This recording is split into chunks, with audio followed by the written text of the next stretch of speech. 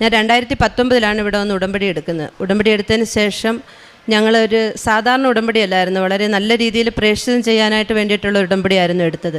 ഞാനും എൻ്റെ ഹസ്ബൻഡും കൂടെ ഒരുമിച്ചാണ് പ്രേക്ഷിതം ചെയ്യുന്നത്. ആ പ്രേക്ഷിതം ചെയ്തുകൊണ്ടിരുന്ന സമയത്ത് എൻ്റെ ഒരു ഫ്രണ്ട് പാരിപ്പള്ളിയിലുണ്ട്, ഒരു മുസ്ലിം ഫ്രണ്ടാണ്. ആ ഫ്രണ്ടിൻ്റെ വീട്ടിൽ സഹായത്തിന് നിൽക്കുന്നതാണ് മഞ്ജുഷ.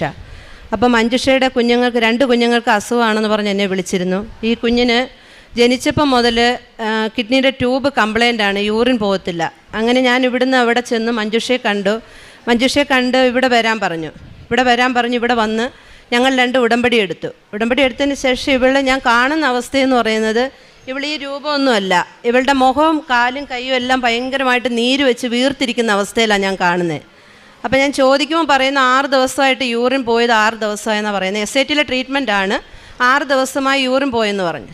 ഞാൻ ഇവിടുത്തെ ഉപ്പ് വെഞ്ചരിച്ച് ഉപ്പ് കൊണ്ടുവന്ന് കൊടുത്തതിന് ശേഷം ഇവർക്ക് അധികം വെള്ളം കൊടുക്കാൻ പറ്റത്തില്ല, കാരണം കിഡ്നിയുടെ കംപ്ലൈൻ്റ് ആയതുകൊണ്ട് വെള്ളം കൊടുക്കാൻ പറ്റത്തില്ല.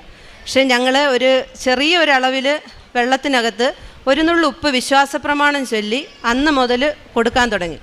ഞാൻ കൊടുത്തിട്ട് വന്നതിൻ്റെ അന്ന് രാത്രിയിൽ ഇവളെന്നെ വിളിച്ചു പറഞ്ഞ്, ഒരു രാത്രി വെളുപ്പാങ്കാലമായപ്പോൾ ഇവൾക്ക് മൂത്രം പോയെന്ന് പറഞ്ഞു. അതിനുശേഷം അന്ന് മുതൽ പിന്നെ അവർക്ക് യൂറിൻ പോകാൻ തുടങ്ങി. അന്ന് മുതൽ ഈ വെഞ്ചരിച്ച ഉപ്പ് വെള്ളത്തിൽ കൊടുക്കുന്നുണ്ട്, യൂറിൻ പോകാൻ തുടങ്ങി. 10 മാസം ഈ വെഞ്ചരിച്ച ഉപ്പും ഈ ഉടമ്പടി തൈലവും കാശുരവും കൊണ്ട് മാത്രം ഇവൾ സുഖപ്പെട്ട് ജീവിച്ചു. 10 മാസത്തിന് ശേഷം പിന്നെ ഇവരുടെ പ്രാർത്ഥനയിൽ ഒരു വ്യത്യാസം വന്നു. ഞാൻ പിന്നെ ഇവരെ ഒരു 2 മാസം വിളിക്കാതായി. പക്ഷേ പെട്ടെന്ന് ഒരു ദിവസം ഞാൻ പ്രാർത്ഥിച്ചുകൊണ്ടിരുന്നപ്പോൾ എനിക്ക് കൃപയെപ്പറ്റി ഓർമ്മ വന്നിട്ട് ഞാൻ വിളിച്ചപ്പം ഈ മഞ്ജുഷ എന്നോട് സംസാരിച്ചപ്പോൾ വളരെ വിഷമത്തോട് പറഞ്ഞു, ചേച്ചി കൃപയുടെ ഒരു കിഡ്നി പോയി, മറ്റന്നാൾ സർജറിയാണ്, നാളെ ഞങ്ങൾ SIT അഡ്മിറ്റ് ആവുകയെന്ന് പറഞ്ഞു. അപ്പം ഞാൻ ചോദിച്ചു, നിങ്ങൾ എന്നെ എന്തുകൊണ്ടാണ് വിളിച്ച് പറയാഞ്ഞേ, വീണ്ടും വന്ന് ഉടമ്പടി പുതുക്കാഞ്ഞേ എന്താണെന്ന് ചോദിച്ചു. അതിനി ഞങ്ങളുടെ മുമ്പിൽ സമയമില്ല, ഞങ്ങൾ SIT നാളെ പോവുകയാണ്, മറ്റന്നാൾ സർജറിയാണ്, പ്രാർത്ഥിച്ചാൽ മതിയെന്ന് പറഞ്ഞു. അന്നേരം ഞാൻ ഇവളോട് ചോദിച്ച്, സർജറി മാറ്റി വയ്ക്കുവാണെങ്കിൽ നീ വന്ന് ഉടമ്പടി പുതുക്കി കൊച്ചിനെ ഇവിടെ കൊണ്ടുവരുമെന്ന് ചോദിച്ചു.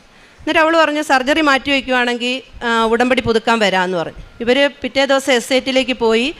അന്ന് രാത്രി ഇവൾ എന്നോട് വിളിച്ചു പറഞ്ഞു, നാളെ രാവിലെ ഞങ്ങളങ്ങ് തിരിച്ച് നാട്ടിലോട്ട് വരിക, ഓപ്പറേഷൻ തിയേറ്ററിൻ്റെ AC കംപ്ലൈൻ്റ് ആണ്, അതുകൊണ്ട് സർജറി നടക്കത്തില്ല എന്ന് പറഞ്ഞു. ഉടനെ തന്നെ അവർ 2 ദിവസം കഴിഞ്ഞ് ഇവിടെ വന്ന് ഞങ്ങൾ ഉടമ്പടി പുതുക്കി. ഈ കുഞ്ഞിൻ്റെ പേരിൽ ഞങ്ങൾ ഉടമ്പടി എടുത്തു. അന്ന് മുതൽ അവൾക്ക് 2 മാസത്തോളം ഈ തൈലമാണ് ഈ കിഡ്നിയുടെ സൈഡിൽ കുരിശ് വരച്ച്, വിശ്വാസപ്രമാണമൊക്കെ ഞാൻ ഇവർക്ക് പഠിപ്പിച്ചു കൊടുത്തിട്ടുണ്ടായിരുന്നു. കൊന്തയെല്ലാം ചൊല്ലും, വചനമെല്ലാം വായിക്കും. അതെല്ലാം അവൾ അന്ന് മുതൽ വിശ്വാസപ്രമാണം ചൊല്ലി കുരിശ് വരച്ച് പ്രാർത്ഥിച്ചുകൊണ്ടിരുന്നു. ഞങ്ങളുടെ വിശ്വാസത്തെക്കാളേറെ ഈ നിൽക്കുന്ന കൃപ 24 മണിക്കൂറും ഇവിടെ മാതാവിൻ്റെ കാശുരൂപവും കൊന്തയും എടുത്തു വെച്ച് അവൾ ഉറങ്ങുന്ന സമയത്തും ടോയ്ലറ്റിൽ പോകുന്ന സമയത്തും മാത്രമേ അത് മാറ്റി വയ്ക്കത്തുള്ളൂ. എന്നിട്ട് വയ്യാതെ ചില സമയത്ത് വയ്യാതിരിക്കുന്ന സമയത്ത് ഇവളുടെ അമ്മയോട് പറയും, ചെവിയിൽ പ്രാർത്ഥന ചൊല്ലിത്താന്ന് പറയും. അപ്പോൾ ഇവൾ എന്നോട് പറയും, എൻ്റെ വാ കഴിക്കുന്ന ചേച്ചി, എനിക്ക് അവൾക്ക് പ്രാർത്ഥന ചൊല്ലിക്കൊടുക്കാൻ പറ്റത്തില്ലെന്ന് പറയും. അത്ര വിശ്വാസം ഇവൾക്ക് ഇവിടുത്തെ മാതാവിനോട്. അതിനുശേഷം ഇത് ഉടമ്പടിത്തൈലം തൊട്ട് പ്രാർത്ഥിച്ചുകൊണ്ടിരുന്നെങ്കിലും ഹോസ്പിറ്റലിലേക്ക് കൊണ്ടുവന്നപ്പോൾ അവർ പറഞ്ഞു, കിഡ്നി പോയി, ഞങ്ങൾക്ക് സർജറി ചെയ്യണമെന്ന് പറഞ്ഞു. 23-ാം തീയതി സർജറി ചെയ്യണമെന്ന് പറഞ്ഞു. 22-ാം തീയതി ഇവർ അഡ്മിറ്റായി. അന്ന് 22-ാം തീയതി വൈകിട്ട് ഇവൾ 7 മണിക്ക് എന്നെ വിളിച്ചു പറഞ്ഞു, നാളെ രാവിലെ 7:30 ഓപ്പറേഷൻ തിയേറ്ററിൽ കയറ്റണം, കൃപയുടെ കിഡ്നി എടുക്കുക ചേച്ചി, നമ്മൾ ഇത്രയും പ്രാർത്ഥിച്ചില്ലേ എന്ന് വെച്ച്. അപ്പം ഞാൻ പറഞ്ഞു, മഞ്ജുഷ ഇനി നമ്മുടെ മുമ്പിൽ സമയമുണ്ട്, നമുക്കല്ല മാതാവിനും ഈശോയ്ക്കും ഇനിയും സമയമുണ്ട്, നാളെ തിയേറ്ററിനകത്തും അവർക്ക് സമയമുണ്ടെന്ന് പറഞ്ഞു. പക്ഷെ അന്നേരം ഇവൾ എൻ്റെ വാക്കുകൾക്കൊന്നും നിൽക്കാതെ അവൾ ഭയങ്കര കരച്ചിലായിരുന്നു. കാര്യം എൻ്റെ കുഞ്ഞിൻ്റെ കിഡ്നി അല്ല പോയത്, അവളെ കൊച്ചിൻ്റെ കിഡ്നിയാണ് പോയത്. അപ്പം ഞാൻ പറയുന്ന വാക്കുകളൊന്നും അവൾക്ക് അന്നേരം തലയിൽ കയറത്തില്ല. അപ്പോഴും അവൾ പക്ഷേ ഉടമ്പടിത്തൈലം നിരന്തരം തൊട്ട് പ്രാർത്ഥിച്ചുകൊണ്ടിരിക്കുക. ഈ കാശുരൂപ ഇവൾ ടോയ്ലറ്റിൽ പോകുമ്പോഴേ മഞ്ജുഷ കയ്യിൽ നിന്ന് മാറ്റത്തുള്ളൂ, അത്രയും പ്രാർത്ഥിച്ചുകൊണ്ടിരിക്കുമായിരുന്നു. രാവിലെ 7:30 ഞങ്ങളുടെ പള്ളിയിലെ ചാപ്പലിലും ഒക്കെ ഇവൾക്ക് വേണ്ടി പ്രാർത്ഥിക്കുന്നുണ്ടായിരുന്നു. പിന്നെ 7:30 മണിക്ക് ഇവളെ തിയേറ്ററിൽ കയറ്റി. ഞാൻ 7:30 മണി മുതൽ ഒരു 3/4 മണിക്കൂർ ഇടവിട്ട് ഇവളെ വിളിച്ചുകൊണ്ടിരിക്കും, എന്തോ. അപ്പോഴൊന്നും ഇവൾ സംസാരിക്കത്തില്ല മഞ്ജുഷ. ഭയങ്കര നിലവിളിയാണ് ഫോണിൽ കൂടെ. കാര്യം അവളെ കുഞ്ഞിന് എന്തോ സംഭവിക്കുന്നു, കിഡ്നി എടുക്കുന്നു എന്നൊക്കെയുള്ള ആ വിഷമത്തിൽ. അപ്പോഴും കരയുമ്പോൾ ഇവൾ ഇടയ്ക്ക് എന്നോട് പറയും, ഞാൻ എൻ്റെ കയ്യിൽ നിന്ന് കാശുരൂപ മാറ്റിയിട്ടില്ല, അവളെ തിയേറ്ററിൽ കൊണ്ടുപോകുന്നതിന് മുമ്പേ ഉടമ്പടിത്തൈലം തൊട്ടാണ് അവളെ ഞാൻ പറഞ്ഞയച്ചിരിക്കുന്നത്. ആ തിയേറ്ററിൽ പോകുന്നതിന് മുമ്പാണ് ഈ ജപമാല ഇവളെ കയ്യിൽ കൊടുത്തിട്ട് പോകുന്നത്. അപ്പം ഞാൻ പറയും, നീ വിഷമിക്കാതെ, പിന്നെ മരിച്ച ലാസറിനെ ഉയർപ്പിച്ച തമ്പുരാനാ. പക്ഷെ ഇതൊന്നും പറയുമ്പം അവളുടെ കുഞ്ഞിൻ്റെ കിഡ്നി അല്ലേ പോയത്. അവൾ ഭയങ്കര കരച്ചിൽ. അതിനുശേഷം ഒരു 12:30 വിളിക്കും, 11:30 വിളിക്കും, ഇങ്ങനെയെല്ലാം വിളിച്ചുകൊണ്ടിരുന്ന് 1:30 മണിയായപ്പോൾ ഇവളെന്നെ വിളിച്ചിട്ട് പറയുക, ചേച്ചി കൃപ ഐസിയിലോട്ട് മാറ്റി, സർജറി ഇങ്ങനെ പറയുന്നത്, സർജറി കഴിഞ്ഞ് ഐസിയിലോട്ട് മാറ്റി. ഞാൻ ഓടിപ്പോയി മാതാവിൻ്റെ മുമ്പിലോട്ടെന്ന് ചോദിച്ചു, അമ്മയുടെ വലിയ രൂപം ഞങ്ങളുടെ വീട്ടിലുണ്ട്, ഞാൻ ഈ കൃപാസനത്തിൽ കൊണ്ടുവന്നത് അമ്മ അവൾക്ക് കിഡ്നി കൊടുക്കുമെന്ന് ഇവളോട് വാക്ക് പറഞ്ഞിട്ടാണ് ഞാൻ കൊണ്ടുവന്നത്, അത് അമ്മയുടെ കിഡ്നി ഞാൻ കൊടുത്തേക്കണമെന്ന് പറഞ്ഞു. ഇങ്ങനെ പറഞ്ഞിട്ട് ഉടനെ ഇവളെൻ്റെ ചെവിയിൽ പറയുക, കൃപയുടെ കിഡ്നി എടുത്തില്ല, ഓപ്പൺ ചെയ്തപ്പോൾ കൃപയുടെ കിഡ്നി വർക്ക് ചെയ്യുന്നെന്ന്. അതുകൊണ്ട് കൃപയെ നമുക്ക് ഐസിയിലോട്ടാക്കാം, 2 ആഴ്ച സ്റ്റെൻറ്റ് ഇട്ടിട്ട് നോക്കാം, യൂറിൻ പോകുന്നെങ്കിൽ പിന്നെ കിഡ്നി എടുക്കണ്ടെന്ന് പറഞ്ഞു. 2 ആഴ്ച ഇട്ടോ 3 ആഴ്ച ഇട്ടോ അവൾക്ക് നമുക്ക് സാധാരണ പോകുന്ന പോലെ തന്നെ യൂറിൻ പോകുന്നുണ്ട്, ഒരു കുഴപ്പമില്ല. പിന്നെ ഞങ്ങൾ കുറച്ച് സാക്ഷ്യത്തിന് കാര്യം, ഇവർക്ക് നല്ലതുപോലെ സ്റ്റിച്ചുണ്ട്, ഓപ്പൺ സർജറിക്ക് വേണ്ടിയാണ് അവർ ചെയ്തത്, അത്രയും ബുദ്ധിമുട്ട് ഇവക്കുണ്ടായിരുന്നു. അതിനുശേഷം ഇപ്പോൾ കഴിഞ്ഞ മാസം ചെന്നപ്പം ഡോക്ടർമാർ പറഞ്ഞു കിഡ്നി പൂർണ്ണമായിട്ട് വർക്ക് ചെയ്യുന്നുണ്ട്. ഇങ്ങനെയാണ് മഞ്ജുഷയോടെ പറഞ്ഞത്, ഇനി കൃപ കിഡ്നി രോഗിയാണെന്ന് ആരോടും പറയില്ല, കൃപ കിഡ്നി രോഗി അല്ലെന്ന് പറഞ്ഞു. ഇത് അവളുടെ രോഗസൗഖ്യത്തിൻ്റെ സാക്ഷ്യമാണ്. അതിൻ്റെ ഇടയ്ക്ക് തന്നെ ഇവൾ സർജറി കഴിഞ്ഞ് വീട്ടിൽ വന്നപ്പം ഒരു സാമ്പത്തികമായി വളരെ ബുദ്ധിമുട്ട് അനുഭവിക്കുന്ന ഫാമിലിയാണ്. ഞാനായിരുന്നു 2 വർഷം ഇവരെ ഹെൽപ്പ് ചെയ്തുകൊണ്ടിരുന്നത്, ഈ കുഞ്ഞിൻ്റെ വയ്യായികയിലൊക്കെ എന്നെക്കൊണ്ട് പറ്റുന്ന വ്യക്തി ഞാൻ ഹെൽപ്പ് ചെയ്യുമായിരുന്നു. ഇവൾ സർജറി കഴിഞ്ഞ് വീട്ടിൽ വന്നു കഴിഞ്ഞപ്പം ഇവൾ ഈ കുഞ്ഞിനെ കെയർ ചെയ്യുന്നതുകൊണ്ട് ഇവൾ ജോലിക്ക് പോകാൻ പറ്റത്തില്ല, അപ്പോൾ ബുദ്ധിമുട്ടായി. ആ സമയത്ത് ഞാൻ മൂന്നാറിലായിരുന്നു എൻ്റെ ഒരു ആവശ്യമായിട്ട്. ഞാൻ വിളിച്ചപ്പോൾ ഇവർ 2 ദിവസമായിട്ട് പട്ടിണിയായി. ഈ സർജറി കഴിഞ്ഞ് വന്ന കൊച്ചിന് റേഷനരി വെച്ച് കഞ്ഞിയാണ് കൊടുക്കുന്നതെന്നാണ് ഇവൾ എന്നോട് പറയുന്നത്. ഞാൻ മൂന്നാറിൽ നിന്ന് വന്ന് എങ്ങനെ കൊടുക്കാനാ? എൻ്റെ വീട്ടിലാണെങ്കിൽ ഞാൻ 1 മണിക്കൂർ കൊണ്ട് ഇവർ വീട്ടിൽ പോയി ആഹാരം എത്തിക്കും. എനിക്ക് വല്ലാത്തൊരവസ്ഥയായി. ഞാനാണെങ്കിൽ എൻ്റെ മോൻ്റെയും ഹസ്ബൻഡിൻ്റെയും നിങ്ങൾക്കറിയാം, മൂന്നാറെന്ന സ്ഥലത്ത് നമ്മൾ ഇച്ചിരി സന്തോഷിക്കാനൊക്കെയാണ് പോകുന്നത്. പക്ഷേ ഞാൻ കരച്ചിൽ ഈ കൊച്ചിൻ്റെ ഇവളുടെ അവസ്ഥ അറിഞ്ഞിട്ട്. അപ്പോൾ എൻ്റെ ഹസ്ബൻഡ് പറഞ്ഞു, നീ വിഷമിക്കേണ്ട, നീ ഇരുന്ന് പ്രാർത്ഥിക്കുമെന്ന് പറഞ്ഞു. ഞാൻ ഈ പ്രത്യക്ഷീകരണ പ്രാർത്ഥന എത്രയും ദയുള്ള മാതാവ് ചൊല്ലി പ്രാർത്ഥിച്ചു കഴിഞ്ഞ് ഇവളോടും പ്രത്യക്ഷീകരണ പ്രാർത്ഥന ചൊല്ലി കാശ് രൂപ എടുത്ത് പ്രാർത്ഥിച്ചുകൊണ്ടിരിക്കാൻ പറഞ്ഞു. ഇവൾ പക്ഷേ പറയുന്ന അതേ പ്രാർത്ഥനകൾ ചെയ്യും മഞ്ജുഷ. ഭയങ്കര വിശ്വാസമാണ് കൃപാസന അമ്മയിൽ അവർക്ക്. 3:30 ആയപ്പോൾ ഞാൻ ഇവളെ വിളിച്ചു പറഞ്ഞ്, നീ വിഷമിക്കണ്ട, ഇന്ന് മാതാവ് നിൻ്റെ വീട്ടിൽ വരുമെന്ന് പറഞ്ഞു. അപ്പോൾ ഇവൾ പറഞ്ഞു, മാതാവ് വീട്ടിൽ വരുമോ, ഇതെങ്ങനെ വരാനാ എന്ന് ചോദിച്ചു. ഞാൻ പറഞ്ഞെങ്കിലും ദൈവമേ, ഞാനൊരു പൊട്ടത്തരം പറഞ്ഞു, അമ്മ എങ്ങനെ അവിടെ ചെല്ലാം, എനിക്കതൊന്നും അറിയത്തില്ല. പക്ഷേ രാത്രി 10:30 ആയപ്പോൾ ഇവളെൻ്റെ ഫോണിലോട്ട് വിളിച്ച്. സാധാരണ മഞ്ജുഷ എൻ്റെ ഫോണിൽ വിളിക്കാറില്ല, അങ്ങനെ ഈ കൊച്ചിന് വയ്യെങ്കിൽ മാത്രമേ എന്നെ വിളിക്കാറുള്ളൂ. 10:30 വിളിച്ചപ്പോൾ ഞങ്ങൾ ഫോൺ എടുത്തില്ല, ഞാനങ്ങ് ഉറങ്ങിപ്പോയി. രാവിലെ 7:30 ഞാൻ വിളിച്ചപ്പോൾ ഇവൾ എന്നോട് പറയുക, ചേച്ചി ഇന്നലെ മാതാവ് വീട്ടിൽ വന്നു, വൈകിട്ട് വന്നു. അതെങ്ങനെ വന്നു? അത് ഞാൻ കണ്ടിട്ടുണ്ട്, ഞങ്ങളുടെ വീടിനടുത്തുള്ളൊരു ചേച്ചി, പക്ഷേ എനിക്ക് അവരെ അത്രയ്ക്ക് പരിചയമൊന്നുമില്ല. ഞാൻ 1-2 പ്രാവശ്യമൊക്കെ ആ ചേച്ചിയെ കണ്ടിട്ടുണ്ട്. ആ ചേച്ചി കയറി വന്നിട്ട് ചോദിച്ചു, നിൻ്റെ മോക്ക് എങ്ങനെയുണ്ട്? അതിങ്ങനെയാണെന്ന് പറഞ്ഞു, ഇങ്ങനെ സ്റ്റിച്ചുണ്ടെന്ന് പറഞ്ഞു. അതെന്തോ കഴിച്ച് ഒന്നും കഴിച്ചില്ല. അവരുടനെ വെളിയിലോട്ട് പോയി 2 സഞ്ചിയിൽ കുറേ പച്ചക്കറി സാധനവും മീനൊക്കെ വാങ്ങിച്ച് ഇവളേൽ കൊണ്ട് കൊടുത്തിട്ട് പറഞ്ഞു, നീ ഇത് അകത്ത് വെച്ചിട്ട് എൻ്റെ കൂടെ പുറത്തോട്ട് വരാൻ പറഞ്ഞു. പുറത്തോട്ട് ചെന്നപ്പോൾ ഇവളെ അടുത്തുള്ളൊരു അങ്കണവാടിയിലേക്ക് വിളിച്ചുകൊണ്ട് പോയി. അങ്കണവാടി വിളിച്ചുകൊണ്ട് പോയിട്ട് പിന്നെ ഇവൾ എന്നോട് പറയുന്നത്, ഈ അമൃതം പൊടി എന്ന് ഞങ്ങളുടെ നാട്ടിലൊക്കെ പറയുന്നത് ഹെൽത്ത് മിക്സിൻ്റെ ഒരു പൗഡറുണ്ട് അങ്കണവാടിയിൽ നിന്ന് കൊടുക്കുന്നത്. അതിലൊരു 7-8 പാക്കറ്റ് ഇവക്കെടുത്ത് കൊടുത്തു. പിന്നെ വേറെ എന്തൊക്കെയോ സാധനങ്ങളും കൊടുത്ത് ഇവളെ വീട്ടിൽ കൊണ്ടാക്കി.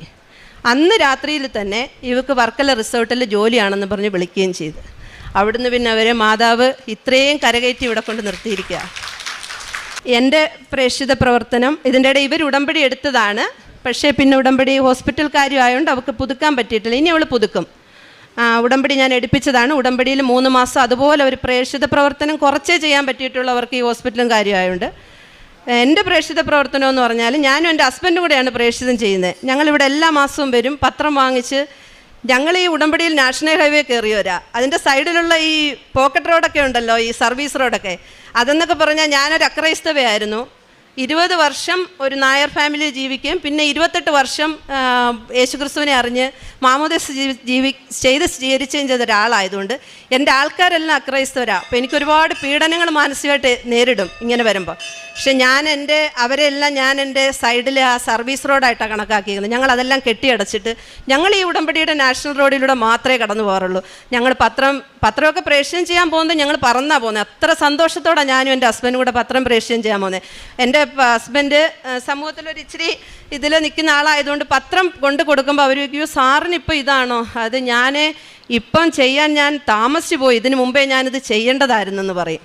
എൻ്റെ മകനും BDSന് പഠിക്കുന്ന, അവനും പത്രം പ്രേക്ഷിക്കുകയും ചെയ്യും. അവനെ പാലിയേറ്റീവ് കെയർ യൂണിറ്റുണ്ട്, അവനവിടെ വിസിറ്റ് ചെയ്യുകയും പത്രപ്രവേശന പ്രവർത്തനം ഞങ്ങൾ 3 പേരൂടെ, അവനൊരു ഭാഗം മാത്രമേ ഉള്ളൂ, ഞങ്ങൾ 2 പേരൂടെ. പിന്നെ ഞങ്ങൾ കൊല്ലത്തുള്ളൊരു ഫാമിലിയാണ്, ഒരു HIV പേഷ്യൻ്റ്.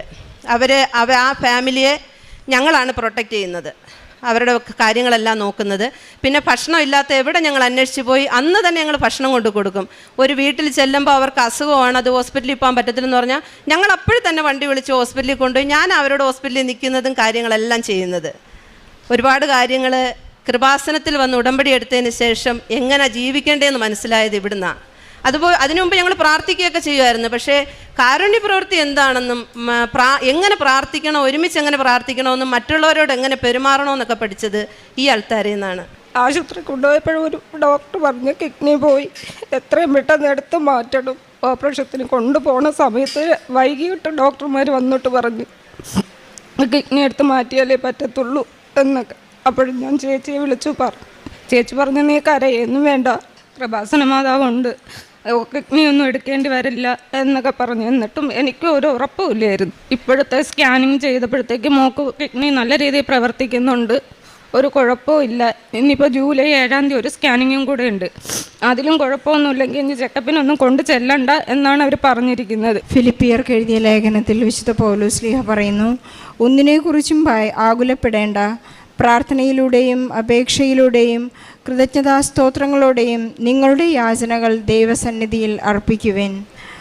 സിന്ധു എന്ന സഹോദരിയുടെ സാക്ഷ്യം വളരെ മനോഹരമാണ്. ഒരു എക്സെപ്ഷണൽ ടെസ്റ്റിമണി എന്ന് വേണമെങ്കിൽ നമുക്ക് പറയാം. പ്രേക്ഷിത പ്രവർത്തനം ചെയ്യാനുള്ള കൃപ തരണമേ എന്ന ഉടമ്പടി നിയോഗം വളരെ ചുരുക്കം പേർ മാത്രമേ എടുത്തിട്ടുള്ളൂ.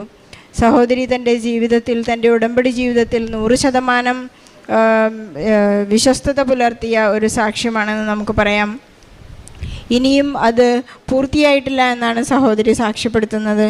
അതിൻ്റെ ഫലമായി ഈ കൊച്ചുമകളെ കൊണ്ട് അവൾക്കുണ്ടായ യൂറിനറി പ്രശ്നങ്ങളും സ്റ്റോൺ പ്രശ്നങ്ങളും കിഡ്നി പ്രശ്നങ്ങളുമെല്ലാം ഇവിടെ വളരെ മനോഹരമായി എക്സ്പ്ലെയിൻ ചെയ്തു. ഇതിലെല്ലാം ഉപരിയായി ഓപ്പറേഷൻ ചെന്നു കഴിഞ്ഞപ്പോൾ ലോകം കേട്ടാൽ വിശ്വസിക്കാൻ സാധിക്കാത്തൊരു അത്ഭുതമാണ് നമ്മളിപ്പോൾ കേട്ടത്. ഇന്ന് ആ കുഞ്ഞിൻ്റെ കിഡ്നി എടുത്തു മാറ്റാൻ നിന്നപ്പോഴുണ്ടായ പരിശുദ്ധ അമ്മയുടെ കിഡ്നി ആയിരുന്നു അതിലുണ്ടായിരുന്നത്. ഇവർ പ്രാർത്ഥിച്ചത് എങ്ങനെയാണ്, പരിശുദ്ധ അമ്മേ ഇനി വേറൊരു വഴിയുമില്ല, നിൻ്റെ കിഡ്നി എടുത്ത് ഈ കുഞ്ഞിന് നൽകണമേ എന്ന്. സത്യത്തിൽ അത് പരിശുദ്ധ അമ്മയുടെ കിഡ്നി തന്നെയാണെന്ന് ഇവർ പൂർണ്ണമായി വിശ്വസിക്കുന്നു.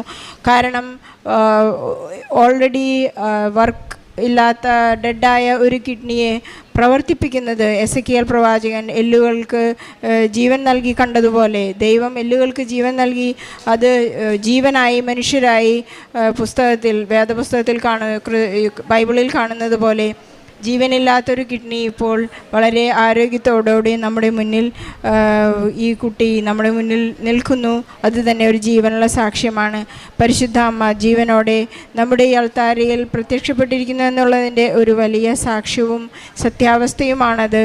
സഞ്ചരിക്കുന്ന മാതാവാണ്. എത്ര തന്നെ നമ്മൾ കഷ്ടപ്പെട്ടാലും പ്രാർത്ഥിച്ചാലും നമ്മളെത്ര തന്നെ പരിശ്രമിച്ചാലും സാധിക്കാത്ത കാര്യങ്ങൾ വളരെ നിമിഷ നേരങ്ങൾ കൊണ്ട് പരിശുദ്ധ അമ്മയ്ക്ക് എവിടെയെല്ലാം കടന്നു ചെല്ലാമോ, ഓപ്പറേഷൻ തിയേറ്ററുകളിൽ, വെന്റിലേറ്ററുകളിൽ, ജയിലിൽ, നമ്മുടെ കുടുംബാവസ്ഥകളിൽ, കുടുംബത്തിൻ്റെ പ്രശ്നങ്ങളിൽ, എല്ലായിടത്തും പരിശുദ്ധ അമ്മ കടന്നു വരുന്നു എന്നതിൻ്റെ വലിയൊരു സാക്ഷ്യമാണ്. സിന്ധു ഈ സാക്ഷ്യം ഈ രോഗിയെ ഏറ്റെടുക്കുകയായിരുന്നു. മഞ്ജുഷയ്ക്ക് വേണ്ടി പ്രാർത്ഥിക്കുകയായിരുന്നു, കൃപയ്ക്ക് വേണ്ടി പ്രാർത്ഥിക്കുകയായിരുന്നു. ഇവരുടെ എല്ലാ ആവശ്യങ്ങളും പരിശുദ്ധ അമ്മ ഈശോയിൽ നിന്ന് വാങ്ങിക്കൊടുത്തു.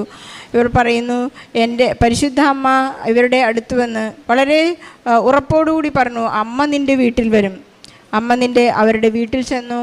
അന്ന് വൈകിട്ട് സഹോദരി ഫോൺ ചെയ്യുകയാണ്, അമ്മ വീട്ടിൽ വന്നിരുന്നു, എനിക്കൊരു ജോലി ലഭിച്ചു. ആ ഒരു പ്രോമിസുമായിട്ടാണ് അവർക്ക് ആവശ്യമുള്ള ഭക്ഷണ സാധനങ്ങൾ അവിടെ കൊടുത്തു. ഇതെല്ലാം വളരെ കോയിൻസിഡൻസായി നടക്കുന്നതല്ല, അതൊരു പ്രത്യക്ഷം തന്നെയാണ്. അവരുടെ ജീവിതത്തിലേക്ക് പരിശുദ്ധ അമ്മ എല്ലാം കടന്നു ചെന്ന് അവർക്ക് നൽകുന്നതാണ്, ഈശോയിൽ നിന്നെല്ലാം കൊടുക്കുന്നതാണ്.